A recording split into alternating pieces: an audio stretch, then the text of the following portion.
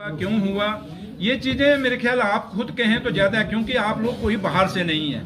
आप मेरी फैमिली को भी जानते हैं, मुझे भी जानते हैं, मेरे भाई को भी जानते हैं। तो इसलिए अब एजेंसीज का जब नाम आप ले रहे हैं, अगर वो अपनी कार्रवाई कर रहे हैं तो ठीक है, करने दीजिए। आप हम उनको फ्री हैंड दे रहे हैं, करें वो। लेकिन है कि उम्मीद यही करेंगे कि हमें मेरे भाई के साथ इंसाफ होगा और पिक एंड चूज नहीं होगा। ये उम्मीद मैं रखूंगा और इंसाफ की हमेशा मांग करूंगा। और इसलिए आज मैं ज्यादा कुछ नहीं कहूंगा। बाकी एजेंसीज अपना काम करें। अगर हमने गलत किया है तो हम भुगतेंगे, नहीं गलत किया तो हमें अपने जुडिशरी पे पूरा भरोसा है और पूरा एक गौरव है। जैसे आज दिल्ली का जो फैसला आया, आप देख लीजिए, आपके सामने है। हाँ ठीक है, एक टेम्परेरी पीरियड होता है, हरासमेंट होती है थोड़ी सी फैमिली को, बच्चों को, और खासकर जो लेडीज घर में होती हैं उनको ज्यादा परेशानी होती है। और जो आप खासकर जो लेडीज पत्रकार हैं, आप समझ सकती हैं कि एक लेडीज के दिल पे क्या बात बीतती है। इसलिए थोड़ा सा दुख और अफसोस जरूर है कि जो गुनाह किया ना हो, उस गुनाह के वो इल्जाम लगे तो थोड़ा दुख जरूर होता है। लेकिन चलिए, मेरी माँ वैष्णो देवी, मेरी माँ बावे वाली, और मैं जिस धरती से आता हूँ, संत बाबा सुंदर सिंह अली बेग वाले जो ननियाल धरती है, वहाँ उनका स्थान है और मैं उस धरती से आता हूं। तो मुझे संतों, महापुरुषों और देवी देवताओं और मेरी माँ वैष्णो देवी पे पूरा भरोसा है। हमारे साथ इंसाफ होगा और कभी मेरी माँ हमसे गलत नहीं होने देगी।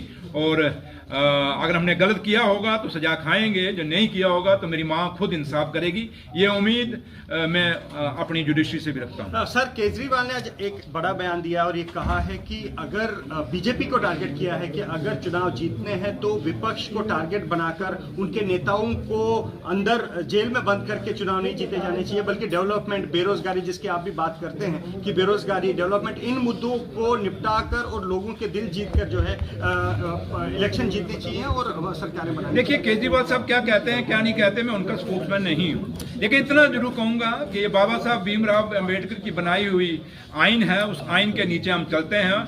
और जिस देश में हम बैठे हैं, मैं फख्र से कहता हूं कि हम भगत सिंह, राजगुरु, सुखदेव जैसे बहुत बड़े क्रांतिकारियों के वारिस हैं हम सब लोग। और इस देश की आज़ादी को पाने के लिए, इस देश की डेमोक्रेसी को पाने के लिए लाखों कुर्बानियां दी गई हैं। और इस आज़ादी को पाने के लिए मेरी माओं ने कितने अपने बच्चे खोए, मेरी बहनों ने अपने सुहाग खोए, मेरी बहनों ने अपने भाई खोए इस डेमोक्रेसी को पाने के लिए। जिस चेयर पे मैं बैठा हूँ, जिस हाल में मैं बैठा हूँ, जहाँ आप सब बैठे हैं, ये वक्त 47 से पहले नहीं था। अंग्रेज कभी हमें ऐसे नहीं बैठने देते थे।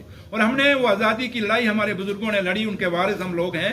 तो उम्मीद यही रखते हैं कि देश में मुद्दों पे बात होगी और मुद्दों पे ही इलेक्शन लड़े जाएंगे। और मुद्दे जो लोगों के जेन्युइन जो काज हैं,